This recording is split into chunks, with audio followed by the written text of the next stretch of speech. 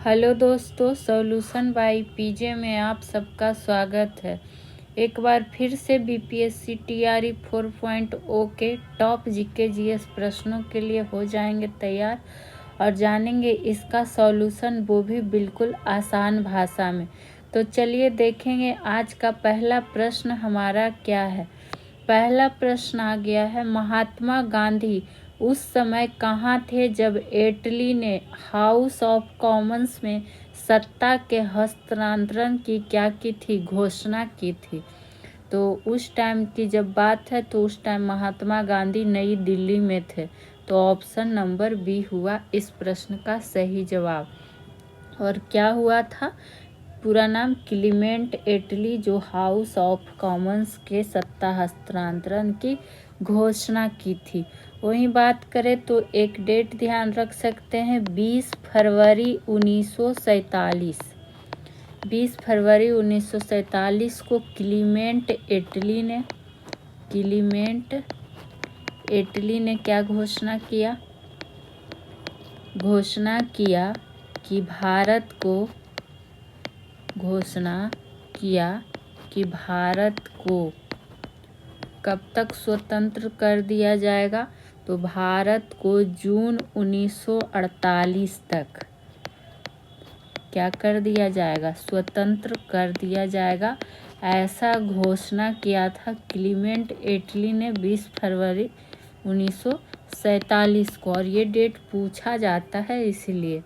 वही बात करें, अगर आपसे पूछ दे कि क्लीमेंट एटली जो था किस पार्टी का नेता था, तो क्लीमेंट एटली ये जो था लेबर पार्टी का नेता।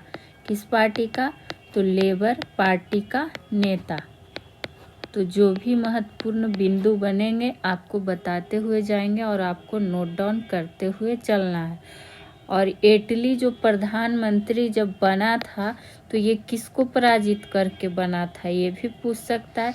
तो ये पराजित किया था, किसको पराजित करके बना था, विंस्टन चर्चिल को, विंस्टन चर्चिल।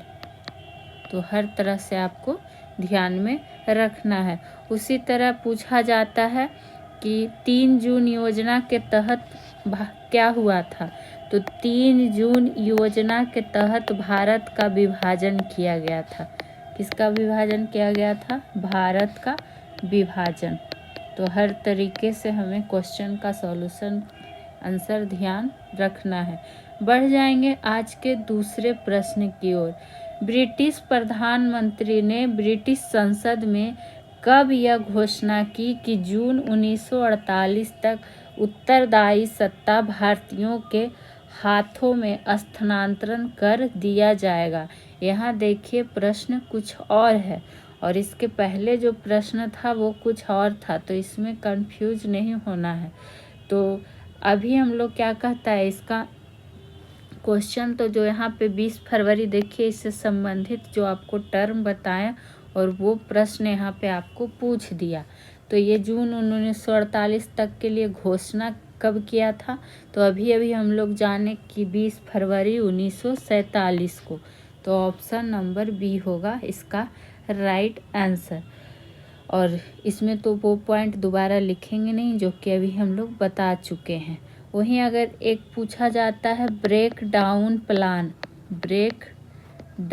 प्लान या फिर योजना किसने लाया था, तो ये नाम रखिएगा लॉर्ड बेवेल ने। किसने लाया था, तो लॉर्ड बेवेल ने लाया था। ये चीज़ आप ध्यान रख सकते हैं। वहीं माउंटबेटन योजना जो भारत का विभाजन अभी बता चुके, तो उसको भी लिखना नहीं है। वहीं माउंटबेटन की अगर बात कर ले, लॉर्ड माउंटबेटन की, तो ये ब्रिटिश भारत का क्या था, अंतिम वायसराय। अगर आपसे पूछे कि ब्रिटिश भारत का अंतिम वायसराय या फिर स्वतंत्र भारत का प्रथम गवर्नर जनरल कौन था। सेंटेंस को ध्यान से देखना है कि हमसे पूछा क्या जा रहा है, तब क्या हो जाएगा, लॉर्ड माउंटबेटन। तो इस चीज़ को आपको नोट डाउन करना है। आ जाएंगे तीसरे प्रश्न की ओर। कैबिनेट मिशन के भारत आगमन के समय भारतीय राष्ट्रीय कांग्रेस का अध्यक्ष कौन था? तो ये पूछ कब का रहा है? कैबिनेट मिशन का, जो कि कब आया? तो कैबिनेट मिशन मार्च 1946 में भारत आया था। कब? तो मार्च 1946 में। और उस टाइम जो भारतीय राष्ट्रीय कांग्रेस के अध्यक्ष थे वो मौलाना अबुल कलाम आज़ाद थे। तो ये चीज़ इसमें ध्यान रख लेना। वही बात करें कि क्या कहता है, मौलाना अबुल कलाम आज़ाद ने 1940 में, कब? तो 1940 में रामगढ़ कांग्रेस अधिवेशन में क्या लिया था? भाग लिया था और उसके अधिवेशन की अध्यक्षता की थी, और ये पूछा जाता है। वही बात करें अगर भारतीय राष्ट्रीय कांग्रेस को, तो आपको पूरा डिटेल के साथ पढ़ाया हुआ है, topic wise session playlist check कीजिए। आपको अगर भारतीय राष्ट्रीय कांग्रेस पढ़ना है तो आप जाके वो वीडियो को पूरा देख सकते हैं। वही बात करें कि चूँकि 1940 से लेकर 1945 के बीच कोई भी राष्ट्रीय कांग्रेस का अधिवेशन क्या हुआ था? नहीं हुआ था। ये भी आपको क्या करना है? ध्यान रखना। और इसी दौरान ये कांग्रेस के अध्यक्ष रहे थे। तो ये एक पॉइंट इसमें हो गया। बढ़ जाएंगे अगले प्रश्न की ओर, जो कि होगा हमारा चौथा नंबर प्रश्न जो पूछा गया है क्या। और इसमें हाँ आपके सारे विषय के प्रश्न ऐड ऑन किए गए हैं, तो आपको जीके जीएस के लिए टेंशन नहीं लेना है।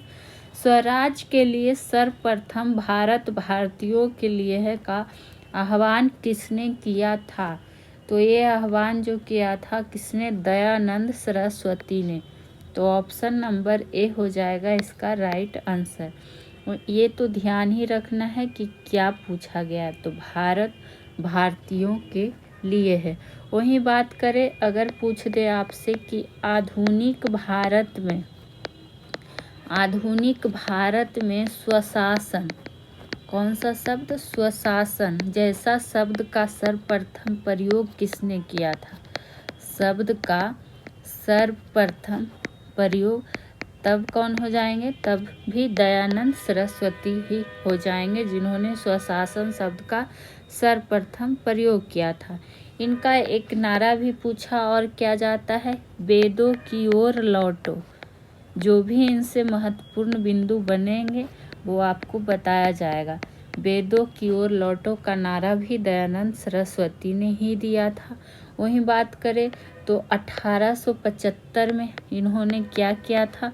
आर्य समाज का स्थापना भी किया था।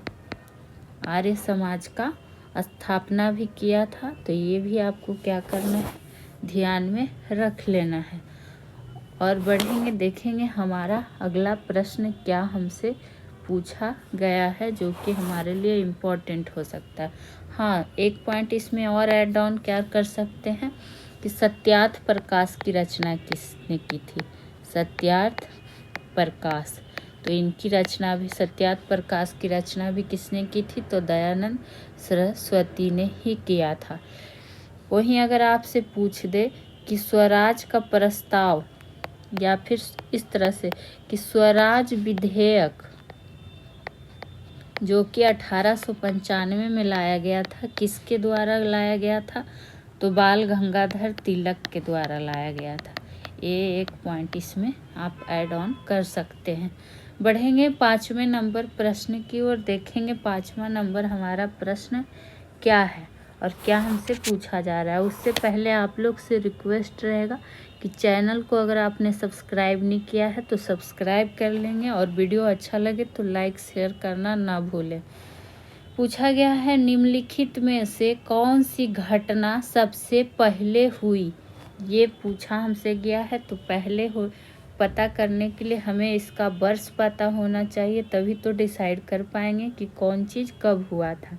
तो लॉर्ड लिटन का दिल्ली दरबार की अगर बात करें तो 1 जनवरी 1877 को आयोजित किया गया था लॉर्ड लिटन का दिल्ली दरबार। वहीं अगर बात कर ले संथाल विद्रोह का, जो कि आपको कई बार बता चुके हैं कि 1855 से 56 के बीच की घटना है।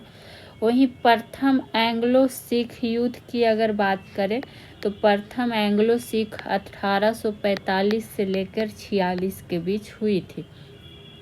और लास्ट जो बच गया क्या, इल्बर्ट बिल विवाद। तो इल्बर्ट बिल विवाद भी आपको हम कई बार बता चुके हैं कि 1883 से 84 के बीच में लाया गया था। तो अब इसमें से देखिए कि कौन सी घटना सबसे पहली हुई थी। तो ये पहले हुई जो प्रथम एंग्लो सिख युद्ध। तो ऑप्शन नंबर सी हो जाएगा इसका राइट आंसर।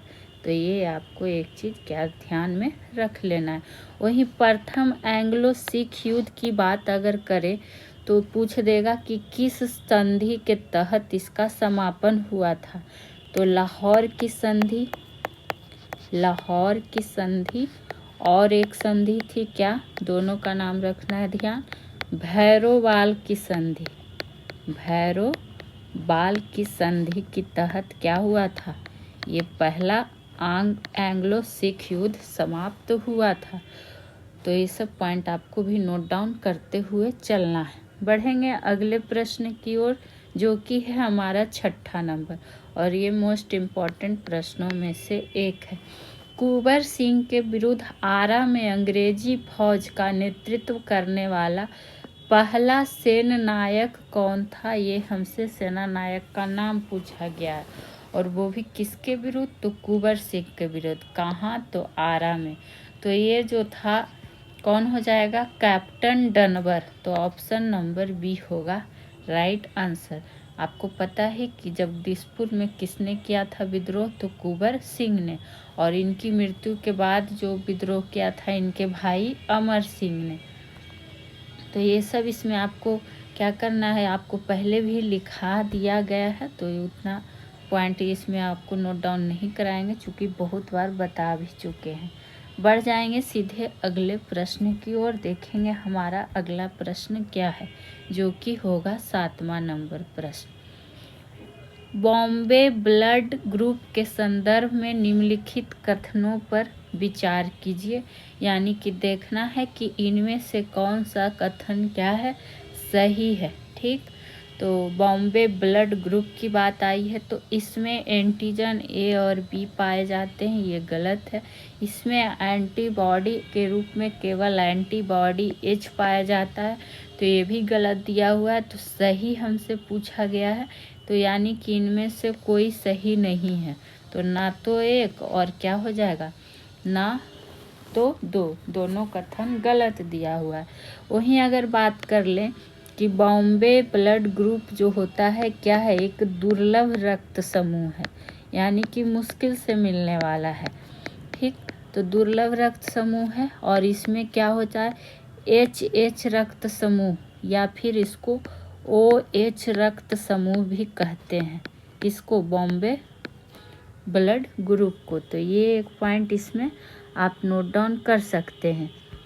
वहीं बात करें कि इसमें किसमें, तो बॉम्बे ब्लड ग्रुप की अगर बात हो रही है तो इसमें H या फिर अन्य एंटीजन का क्या होता है, अभाव होता है, अन्य एंटीजन का अभाव होता है, और एंटीबॉडी के रूप में, और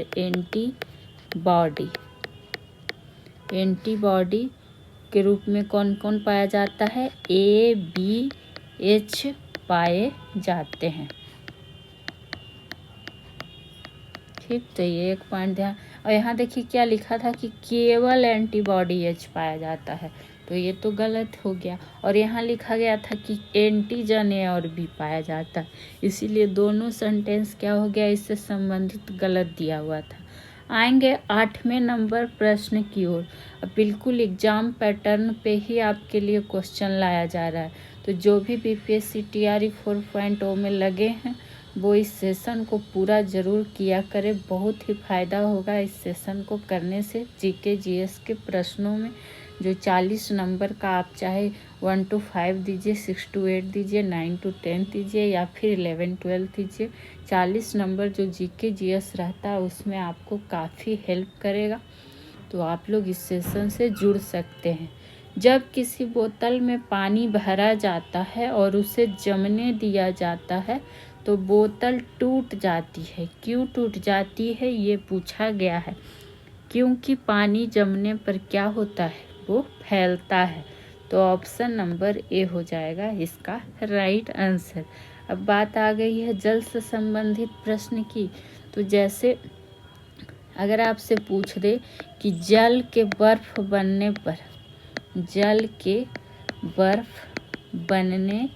पर आयतन बढ़ता है या फिर घटता है, तो आयतन क्या हो जाता है, बढ़ता है। लेकिन वही घनत्व क्या होता है, तो घनत्व जो है वो घटता है। तो इस पॉइंट को ध्यान रखेंगे और नोट डाउन करेंगे। वही बात करें और क्या इसमें नोट डाउन कर सकते हैं कि सभी पदार्थों को गर्म करने पर फैलता है और ठंडा करने पर सिकुड़ता है।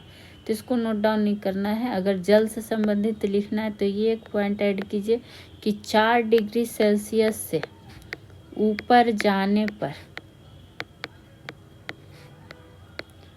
जल का आयतन क्या होगा, बढ़ेगा, और ये घनत्व क्या होगा, घटेगा। ये आपको इसमें क्या कर लेना है, ऐड कर लेना है। ठीक, जैसे कि एक प्रश्न और क्या पूछ लेता है कि बर्फ जमी झील के अंदर मछलियाँ जीवित कैसे रह जाती हैं। मछलियाँ जीवित रहती हैं किस कारण से, तो उनका कारण क्या है कि झील की तल पर जल नहीं जम पाता है। क्या होता है, झील की तल पर जल नहीं जम पाता है। और स्टेटमेंट वाले क्वेश्चन आपको बार बार बोल रहे हैं, बहुत ही इम्पोर्टेंट होता है, हर सेशन में आपको बोलते हैं और आपको वैसा ही प्रश्न कराया ही जा रहा है। चुन चुन के इम्पोर्टेंट प्रश्न जो एग्ज़ाम में आपके आए, रटा रटाया क्वेश्चन करिएगा तो बस कोई फ़ायदा नहीं है उससे। वहीं बात करें 9वें नंबर की, तो माइटोकॉन्ड्रिया के संदर्भ में निम्नलिखित कथनों पर विचार कीजिए। तो विचार करते हैं, देखते हैं हमसे सही पूछा गया। तो पहले इसका कथन देख लेते हैं। तो यह कोशिका का बिजली घर है, बिल्कुल सही बात है। और कोशिका चैप्टर आपको हम फुल डिटेल के साथ पढ़ा चुके हैं, उसका क्वेश्चन का प्रैक्टिस भी करवा चुके हैं। तो आप लोग एक बार प्लेलिस्ट चेक ज़रूर करें जाके और वीडियो देखें। इसमें दोहरी झिल्ली होती है, ये भी सही है। इसके अपने डीएनए और राइबोसोम होते हैं, ये भी सही है। यह अपना कुछ प्रोटीन स्वयं संश्लेषित करता है, यानी कि चारों का चारों स्टेटमेंट माइटोकॉन्ड्रिया के संदर्भ में सही है। तो ऑप्शन नंबर डी हो गया इसका राइट आंसर। तो ये हो गया। एटीपी क्या है, तो कोशिका की ऊर्जा है। माइटोकॉन्ड्रिया जो होता है, इस तरह से लिख सकते हैं कि माइटोकॉन्ड्रिया ये क्या है, एटीपी के रूप में, यानी कि एडिनोस, इस तरह से लिख सकते हैं एडिनोसाइन ट्राईफॉस्फेट के रूप में ऊर्जा प्रदान करता है, के रूप में ऊर्जा प्रदान करता है। ये भी पूछा जाता है कि किसके रूप में ऊर्जा प्रदान करता है, तो ये आप क्या कर सकते हैं, ध्यान में रख सकते हैं। आएंगे अब अगले प्रश्न की ओर, जो कि होगा 10वां नंबर प्रश्न। निम्नलिखित में से कौन सा हस्तांतरण कृषि का एक प्रकार नहीं है। तो कई बार आपको हम बता भी चुके हैं कि कौन सा हस्तांतरण कृषि होगा और कहाँ कौन से देश में क्या नाम है इस कृषि का। तो यहाँ देख लेते हैं कि कौन सा नहीं पूछा गया है। तो फंग है जो होगा, झूमिंग कृषि भी होगा। फजेंडा जो दिया हुआ है वही तो गलत दिया हुआ है। मिल्पा भी होगा, तो हमसे नहीं पूछा गया था। तो फजेंडा किसको कहते हैं, तो फजेंडा कहते हैं ब्राज़ील में कहवा के बगान को। ब्राज़ील में कहवा यानी कॉफ़ी के बागान को क्या कहते हैं, फजेंडा कहते हैं, जो कि स्थानांतरण कृषि का एक प्रकार नहीं है। तो ये आपको पहले भी बता चुके हैं। उसी तरह कुछ स्थानांतरण कृषि हैं और कुछ देश का इस देश में किस नाम से इस कृषि को जाना जाता है। तो एक तरफ देश लिख देते हैं और एक तरफ स्थानांतरण कृषि का नाम। ठीक, तो देश कौन सा पूछ सकता है जो ज़्यादा कभी कभी पूछा जाता है। तो एक पूछा जाता है किसका, ब्राज़ील का। तो ब्राज़ील देश का स्थानांतरण कृषि का नाम क्या हो जाएगा, रोका। शादी ब्याह वाला रोका नहीं जी, ये रोका स्थानांतरण कृषि वाला है। तो ये ध्यान रखिएगा। हालांकि आप जिस तरह से आप एक नंबर अपने लिए याद कर ले बेहतर रहेगा। वहीं वियतनाम देश की बात करें कि वियतनाम में किस नाम से, तो वियतनाम में रे से, क्या से, रे से। और किसका पूछ सकता है, श्रीलंका का ध्यान रख सकते हैं। तो श्रीलंका में जाना जाता है चेना नाम से, छेना नहीं चेना। तो हर तरह से आप ध्यान रखेंगे। उसी तरह अगर आपसे पूछ दे कि इंडोनेशिया में किस नाम से जाना जाता है, इंडोनेशिया में तो जाना जाता है लादांग नाम से। ये सब एक तरह आपको कलेक्ट करके बता दिया गया। बढ़ जाएंगे 11वें नंबर प्रश्न की ओर। और आपको अगर टॉपिक वाइज पढ़ना है तो आप प्लेलिस्ट चेक करिए, आपको टॉपिक वाइज भी पढ़ाया हुआ है और क्या कहता है सब्जेक्ट वाइज भी पढ़ाया हुआ है, प्लस प्रैक्टिस भी करवाया हुआ है। तो आप लोग सारा वीडियो जाके देख सकते हैं, आपको काफ़ी हेल्प हो जाएगा एग्जाम में। निम्नलिखित में से कौन सी खरीफ फसल है, किसका पूछ रहा है, खरीफ फसल का।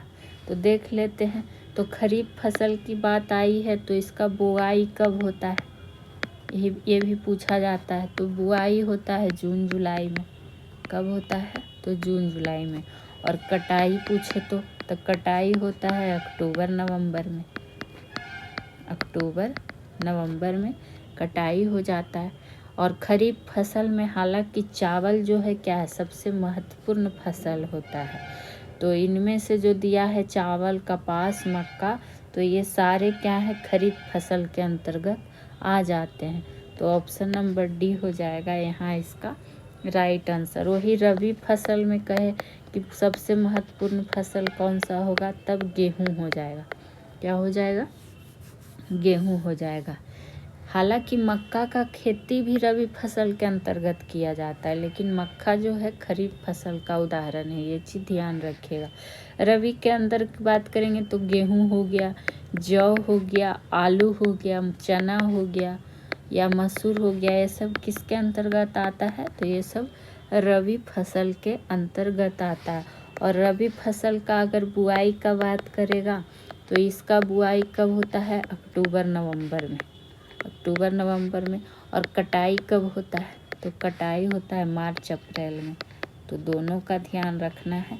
एग्जाम्पल भी पूछा जाता है कि कौन फसल।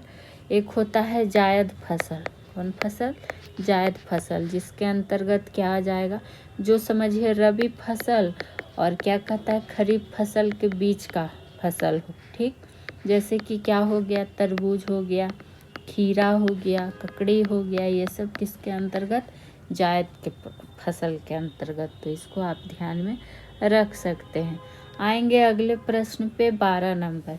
चर्चित पुस्तक बिहार बढ़कर रहेगा के लेखक कौन है, कौन सा पुस्तक है, ये ध्यान रखना है। बिहार बढ़कर रहेगा और बढ़ भी रहा है, तो इसका लेखक कौन सा हो जाएंगे, doctor Jagannath Mishra, option number A. तो ये आपको क्या करना है, ध्यान में रख लेना। और इस पुस्तक का विमोचन किसके द्वारा किया गया था, तो पूर्व में राष्ट्रपति रह चुके कौन, डॉक्टर प्रणब मुखर्जी के द्वारा। डॉक्टर प्रणब मुखर्जी के द्वारा इसका क्या किया गया था, विमोचन किया गया था। उसी तरह बिहार के कुछ प्रमुख लेखक का और नाम बताते हैं और उनके पुस्तक का नाम जो आप ध्यान में रख सकते हैं। जैसे एक डॉक्टर ये जगन्नाथ मिश्र हो गए, उसी तरह से एक डॉक्टर रत्नेश्वर मिश्र, डॉक्टर रत्नेश्वर मिश्र का कुछ पुस्तक है, बिहार के प्रमुख लेखक हैं, पूछा जाता है।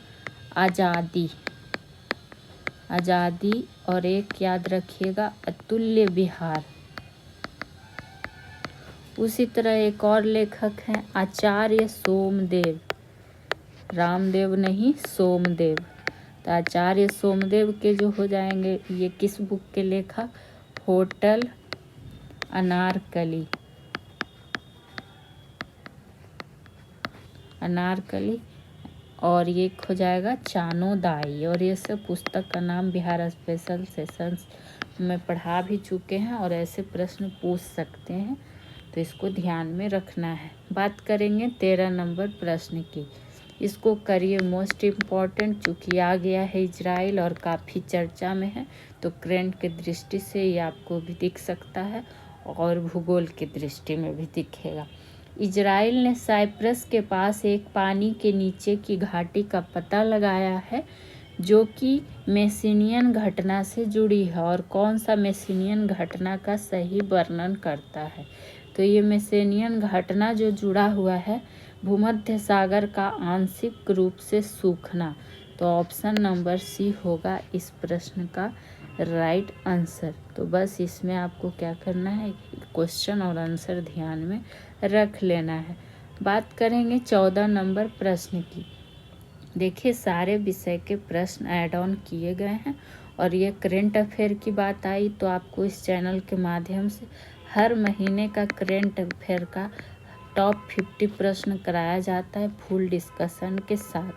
तो आप लोग करंट अफेयर सेशन भी देखा करें। किस राज्य सरकार ने मई 2024 में तंबाकू, गुटखा, पान मसाला की मैन्युफैक्चरिंग, स्टोरेज, डिस्ट्रीब्यूशन, ट्रांसपोर्टेशन और बिक्री पर क्या कर दिया है? प्रतिबंध लगा दिया है। तो ये एक अच्छी पहल है और ये प्रतिबंध लगाया किसके द्वारा गया है? तो तेलंगाना राज्य सरकार द्वारा।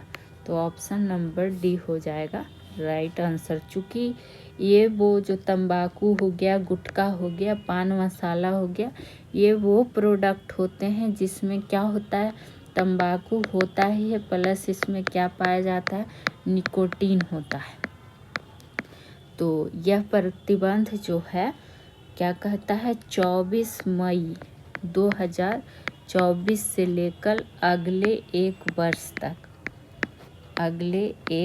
वर्ष तक क्या रहेगा, प्रभावी रहेगा। यानी कि 24 मई 2025 तक ये चीज़ प्रतिबंध रहेगा। बढ़ जाएंगे 15 नंबर प्रश्न की ओर, जो कि देखेंगे क्या है।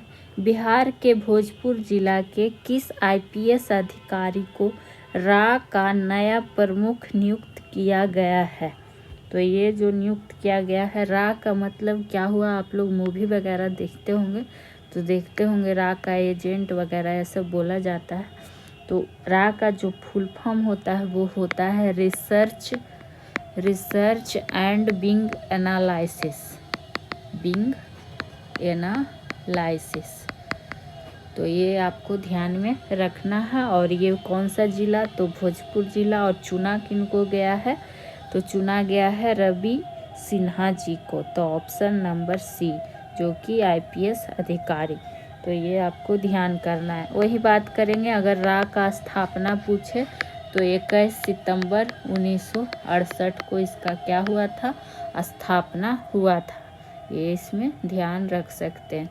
हम तो कहते हैं अगर आप बिहार का किसी भी एग्ज़ाम की तैयारी कर रहे होंगे तो यहाँ से जो भी GK GS बताए जाते हैं वो आपके लिए इम्पॉर्टेंट होते हैं, क्योंकि GK GS तो सबका सेम ही होता है, उसमें कुछ थोड़ी ही सिर्फ लेवल का अंतर होता है। तो आप लोग यहाँ से देख सकते हैं। 16 नंबर की बात करें, केंद्रीय बजट। हर बार हम ये बात बोलते हैं कि बजट का जो भी प्रश्न कराया जा रहा है उसमें से आपको एग्जैक्ट यही प्रश्न दिखेंगे। केंद्रीय बजट 2024-25 में काशी विश्वनाथ मंदिर कॉरिडोर के मॉडल पर किस मंदिर कॉरिडोर के विकास की बात की गई है? तो ये है विष्णुपद मंदिर कॉरिडोर और महाबोधि मंदिर कॉरिडोर जिसकी विकास की। और विष्णुपद मंदिर गया में क्या है, श्राद्ध कर्म का केंद्र है। किसका? तो श्राद्ध कर्म का केंद्र है। ये आप ध्यान रख सकते हैं। विष्णुपद मंदिर जो है भगवान विष्णु को भी समर्पित, भगवान विष्णु को समर्पित एक प्राचीन हिंदू मंदिर भी है। और महाबोधि के बारे में आपको पता ही है। तो बढ़ जाएंगे अब अगले प्रश्न पे। भारतीय भूवैज्ञानिक सर्वेक्षण एक संबंध कार्यालय है, यानी किसके अधीन है ये पूछा गया है। तो ये अधीन है किसके, खान मंत्रालय के। तो ऑप्शन नंबर ए हो जाएगा राइट आंसर। वही बात करें कि भूवैज्ञानिक सर्वेक्षण यानी कि भारतीय भूवैज्ञानिक सर्वेक्षण का स्थापना पूछे तो 1851 में किया गया था। ठीक, और क्या कहता है इसका मुख्यालय पूछ दे तो कि मुख्यालय कहाँ है, तो मुख्यालय कोलकाता में स्थित है। जहाँ लगेगा कि जिस तरह से प्रश्न है उसका डिस्कशन और देना है हम खुद देंगे, जहाँ कम से काम चल सकता है वहाँ से कम ही दिया जाएगा, तो टेंशन नहीं लेना है। और आ जाएंगे 18वें नंबर प्रश्न की ओर। बिहार आर्थिक सर्वेक्षण 2023-24 के अनुसार बिहार में सर्वाधिक प्रति व्यक्ति आय वाले प्रथम 3 जिला में कौन शामिल नहीं है। हालांकि आप लोग को, हमको ऐसा लग रहा है ये प्रश्न बहुत बार पढ़ा चुके हैं, तो आप लोग को तो इस प्रश्न में गलती नहीं करना चाहिए। तो शामिल नहीं है हमसे पूछा गया है, तो जो शामिल नहीं है इसमें गया और सुपौल, तो उपयुक्त में से एक से अधिक। और जो 3 शामिल हैं उसका नाम जान ले। तो 3 शामिल वाला में है पटना, मुंगेर और कौन हो जाएगा, बेगूसराय। और कई बार बता भी चुके हैं, इसका डाटा भी बता चुके हैं, तो इस पे ज़्यादा टाइम नहीं देंगे, जो क्वेश्चन रिपीट हो रहा है। वही बात करेंगे 19वें पे जाने से पहले जो डेली का नियम है हम लोग का 3 प्रश्न पूछने का, तो वो पूछ लिया जाएगा। और आज का जो विषय से पूछा जाएगा वो है इकोनॉमिक्स का। और 3 प्रश्न में आज का पहला प्रश्न है कि भारतीय जनगणना आम तौर पर कितने वर्षों पे की जाती है, ये आपको बताना है। दूसरा प्रश्न जो आज का है, KCC का पूर्ण रूप हिंदी में बताना है कि KCC का पूर्ण रूप इकोनॉमिक्स के तहत क्या होता है। तीसरा प्रश्न है भारतीय रिजर्व बैंक यानी कि RBI, reserve bank of India का स्थापना वर्ष आपको बताना है, स्थापना वर्ष। और आशा करेंगे आप लोग सभी लोग जवाब देंगे इसका। और कल जो प्रश्न आपसे पूछा गया था किसका, पॉलिटी का, तो उसका आंसर भी आपको बता दिया जाता है, तो बता देते हैं। पहला प्रश्न था कि समान नागरिक संहिता का प्रावधान किस अनुच्छेद में, तो अनुच्छेद 44। दूसरा प्रश्न था भारत के महान्यायवादी की नियुक्ति कौन करते हैं, तो राष्ट्रपति। और तीसरा प्रश्न जो था कि राज्यसभा सदस्य का कार्यकाल कितना होता है, तो 6 वर्ष। तो ये हो गया हमारा प्रश्न और उत्तर का जो डेली चलता है। अब आ जाएंगे 19वें नंबर पर। भारत का एकमात्र सक्रिय ज्वालामुखी कहाँ स्थित है इनमें से, तो इनमें से जो स्थित है अंडमान और निकोबार द्वीप समूह में। तो ऑप्शन नंबर डी हो जाएगा, सी हो जाएगा इसका राइट आंसर। वहीं बात करें कि भारत के अंडमान निकोबार द्वीप समूह के इस तरह से लिख सकते हैं, उत्तरी अंडमान के पूर्व में, उत्तरी अंडमान के पूर्व में कौन सा ज्वालामुखी स्थित है, तो नारकोंडम ज्वालामुखी नाम पूछा जाता है, नारकोंडम ज्वालामुखी स्थित है। और जो नारकोंडम ज्वालामुखी है ये कैसा ज्वालामुखी है, तो प्रसुप्त ज्वालामुखी। ये बात को भी ध्यान में रख लेना है, चूँकि 3 प्रकार के ज्वालामुखी बांटा जाते हैं सक्रियता के आधार पर, जिसमें एक मृत ज्वालामुखी होता है, एक प्रसुप्त ज्वालामुखी होता है, और एक कौन सा होता है, सक्रिय, या जिसको क्या कहते हैं, जागृत ज्वालामुखी। तो ये भी ध्यान रख सकते हैं कि सक्रियता के आधार पर ज्वालामुखी का प्रकार कितना होता है और कौन कौन सा होता है। बढ़ जाएंगे 20वें नंबर प्रश्न की ओर। इनमें से कौन पश्चिम की ओर बहने वाली नदी है? पश्चिम की ओर पूछा गया है, वो भी इनमें से। तो इनमें से जो हो जाएगा पेरियार नदी। तो ऑप्शन नंबर बी होगा राइट आंसर। और पेरियार नदी जो है वो केरल राज्य की सबसे लंबी नदी है। तो ये एक पॉइंट इसमें ऐड कर सकते हैं कि अगर आपसे पूछे कि केरल राज्य की सबसे लंबी नदी कौन सी हो जाएगी, तो पेरियार नदी। और इडुक्की बांध परियोजना भी इसी नदी पर है। कौन सी बांध परियोजना? तो इडुक्की बांध परियोजना। इडुक्की बांध परियोजना किस नदी पर है? तो पेरियार नदी पर बनाया गया है। हालांकि अगर पश्चिम की ओर बहने वाली नदियों की बात करें तो नर्मदा, ताप्ती, माही, लूनी, साबरमती, ये सब किसके अंतर्गत आते हैं? पश्चिम की ओर बहने वाली नदियों के अंतर्गत आते हैं। तो इसको आप ध्यान रख सकते हैं। वहीं बढ़ जाएंगे आज के 21वें नंबर प्रश्न की ओर, जो कि होगा हमारा अंतिम प्रश्न।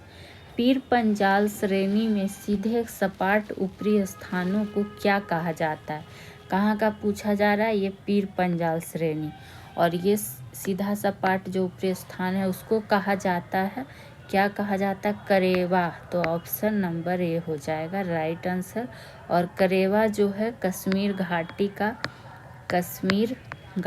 का झील निक्षेप है, झील निपेज है। और पीर पंजाल श्रेणी आपको पता है कि जम्मू कश्मीर, तो इसी से संबंधित क्या है? करेवा है। तो ये आपको क्या करना है? ध्यान रखना है। और इसमें क्या है?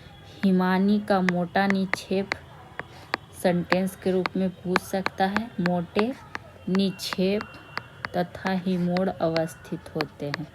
क्या अवस्थित होते हैं? हिमोड़ अवस्थित होते हैं। तो ये सब आपको ध्यान रख सकते हैं। वहीं करेवा मिट्टी जो है वो किसकी खेती के लिए उपयुक्त है? तो केसर की खेती के लिए क्या है? उपयुक्त है। ये एक पॉइंट हो गया। और कश्मीर घाटी की करेवा में लिग्नाइट प्राप्त होने की संकेत है। क्या प्राप्त होने का संकेत है? तो लिग प्राप्त होने का संकेत मिला है। तो आज का सेशन कैसा लगा बताएंगे आप लोग ज़रूर। मिलेंगे नेक्स्ट वीडियो में। Thank you.